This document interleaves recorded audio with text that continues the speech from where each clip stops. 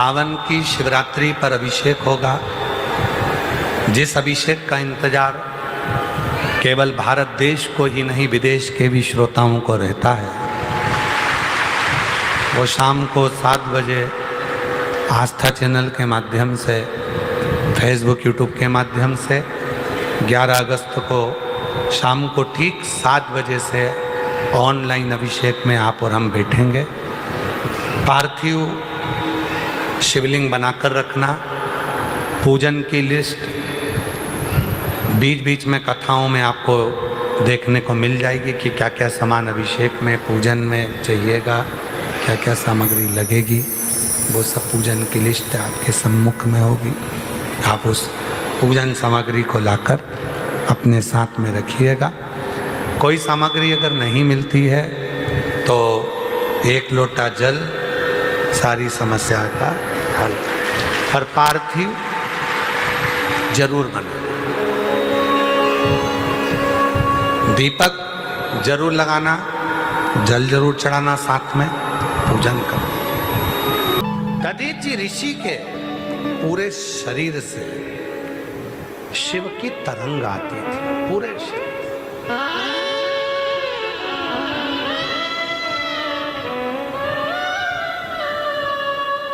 दधीचि ऋषि ने जो शिव जी का भजन कराए, दधीचि ऋषि ने जो शंकर का स्मरण कराए, पूरे शरीर से शिव की तरंग थी, पूरे शरीर से। जहां दधीचि ऋषि निकल कर जाते थे, पूरे शरीर की उस वायु से जीवों का कल्याण हो जाता था। जीव उस वायु से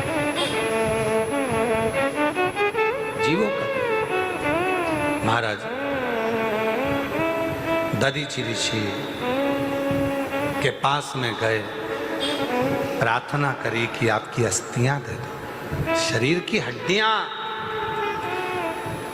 संत जो शंकर का नाम लेता है, जो शिव की भक्ति में डूबा रहता है, उसका रोमावली, उसका स्पर्श, उसका वस्त्र, उसकी हड्डी, उसका रोम तक कहीं ना कहीं कार्य कर जाता है। कहीं देखो, जहां बैठकर गुरु अपनी साधना करता हो, जहां बैठकर गुरु अपना मंत्र जाप करता हो, वो भूमि भी इतनी प्रबल हो जाती है कि उसका स्पर्श मात्र करने से भी जीव का कल्याण हो जाता है। इतना दधीचि ऋषि के पास में इंद्रदेव गए और इंद्रदेव ने जाकर कहा कि आपकी हड्डियां दे दो, अस्थियां दे दो, अस्थियां दे दो। दधीचि ऋषि ने कहा यदि देवहित में मेरी अस्थियां काम आए तो अच्छी बात है। हाथ में जल लिया, शिव का नाम लेकर अपने ऊपर छोड़ दिया, पूरा मांस गया, हड्डी हड्डी बच गई। उसको लेकर गए, शस्त्र बनाकर युद्ध लड़ा, तब जाकर वृत्रासुर का अंत हुआ, देवासुर संग्राम समाप्त हुआ। पर दधीचि ऋषि की धर्मपत्नी सुवाच को मालूम पड़ा मेरे पति के प्राण चले गए, उन्होंने अस्थियां, उन्होंने हड्डियां, उन्होंने अस्थियां दे दी, मेरे पति के प्राण चले गए, उन्होंने अस्थियां दे दी, अपने शरीर की अस्थियां दे दी। सुवाच गर्भ से थी, क्रोध आया, मेरे पति के जाने के बाद जो बच्चा जन्म लेगा तो उसको जन्म देकर करूंगी क्या। 2 पत्थर उठाए, सुवाच ने अपने गर्भ पर उन पत्थरों को मारना प्रारंभ करा।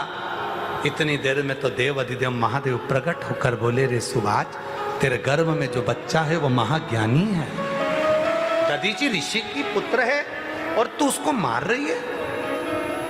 मेरा पति चले गया, गर्भ से बच्चा प्रसव हो गया था, 7 महीने का, 6 महीने का वो बच्चा था, 7 महीने का।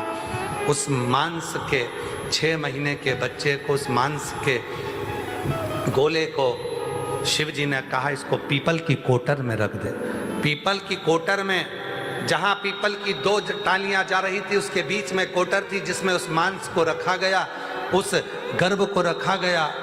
सुवाच चली गई, अपने पति के लिए अपने शरीर को त्याग दिया।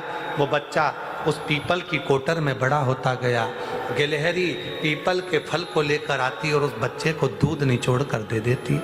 बच्चा उस दूध को धारण करते करते जन्म लिया, थोड़ा बड़ा हुआ, प्रकट हुआ, पीपल के वृक्ष से वो प्रकटा, इसलिए उसका नाम पिपलाद हो गया।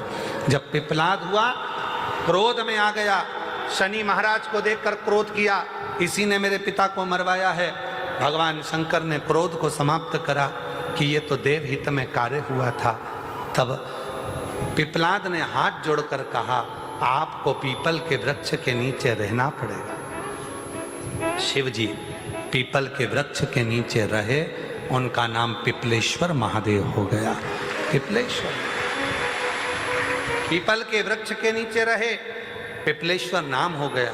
इसलिए आज भी नियम है, जिस नारी का गर्भ डॉक्टर कह देते हैं कि आधा अधूरा है, बच्चे की सांस नहीं आई है, हाथ पैर टेढ़े आड़े हैं, कहीं ना कहीं बच्चे को तकलीफ है, तो पिपलेश्वर महादेव के नाम से पीपल का पत्ता शिव के ऊपर रखकर जल समर्पित किया जाता है और उसी जल को गर्भवती नारी थोड़ा सा पी लेती है तो बच्चा स्वस्थ जन्म लेने के लिए बाबा की कृपा हो जाती है।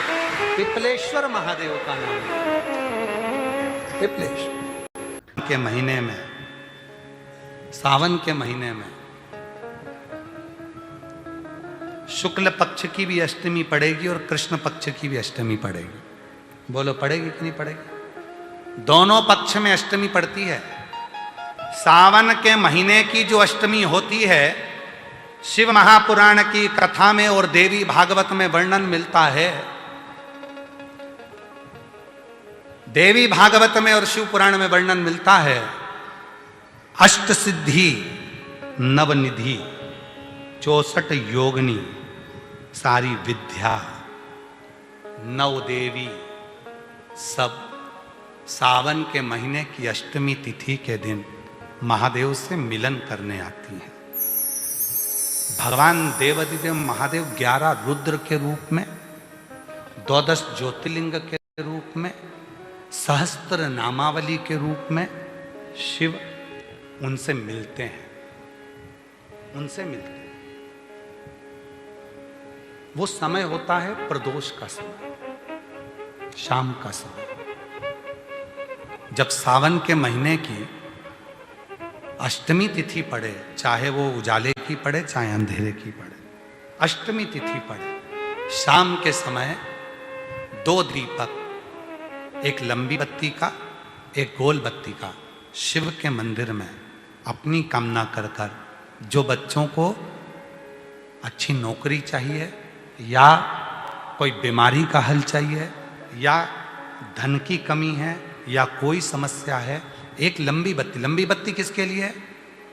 जम के बोलो, देवी के लिए। गोल बत्ती किसके लिए है? देव के।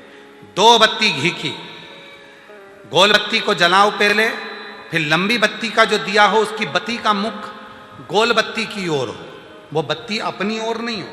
समझ में आ रहा है ना सबको? जो बत्ती हो, ये जो बत्ती का मुख है, देखो ये दिया, ये लंबी बत्ती, ये गोल बत्ती, तो ये जो गोल बत्ती है आपने यहां जलाई और ये लंबी बत्ती जो है ना, इसका मुख गोल बत्ती की ओर हो। 64 योगिनियां, अष्ट सिद्धि, नवनिधि, नव देवियां, सारी विद्या, शिव जी की जो गोल बत्ती है, शंकर क्या है? ज्योतिर्लिंग, ज्योतिर्स्वरूप। मां दुर्गा क्या है? ज्योति स्वरूपा। क्या कहते हैं? ज्वाला महारानी की, ये ज्योति के रूप में। जब हम गोल बत्ती के सामने अष्टमी के दिन प्रदोष के समय पर लंबी बत्ती का दीपक, पहले गोल बत्ती का दिया जलाया, फिर ये लंबी बत्ती का मुख उधर की ओर कर कर दीपक को जब हम प्रज्वलित करते हैं और अपनी जो कामना दोनों दीपक के सम्मुख में करते हैं, वो कामना पूर्ण होकर ही रहती है। उजाले पक्ष की भी अष्टमी लीजिए और अंधेरे पक्ष की भी अष्टमी लीजिए, कुछ नहीं करना, केवल प्रदोष काल में पहुंच जाओ बाबा देवाधिदेव महादेव के मंदिर में। एक दीपक, दोनों दीपक साथ में रखो, एक दीपक गोल बत्ती का पहले जलाओ, लंबी बत्ती का दीपक का मुख गोल बत्ती की ओर करो, प्रज्वलित करो और बाबा को अपने मन का भाव कहो, बाबा को अपने मन का। शिव